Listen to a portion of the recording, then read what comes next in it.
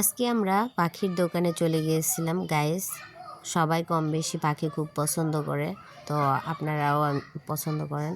আমার বাসায় যে আমার দুইটা ছোট্ট বাচ্চা আছে, ওরা খুবই পছন্দ করে।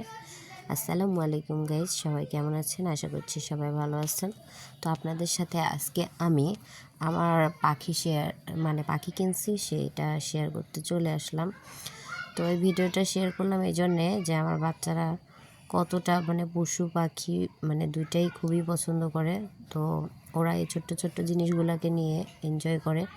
তো ওদের এর আগেও আমি কিনে দিয়েছিলাম, তো ওইগুলো আমি এখন আর নেই, তো নতুন করে আবার কিনলাম। পাখি এর আগে মারা গেছিলো, তো আবার এবার নতুন করে নিয়ে দিলাম।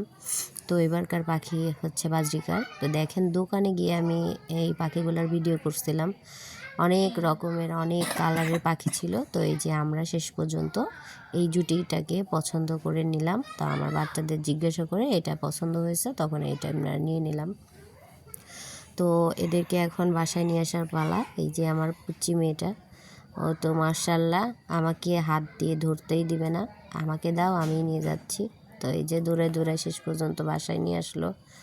নিয়ে এসে নতুন করে ওদেরকে সেটিং করলো।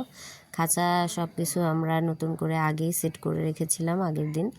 তো আমার আগেকার পাখির খাঁচা ছিল, আগেকার পাখির খাবারও ছিল।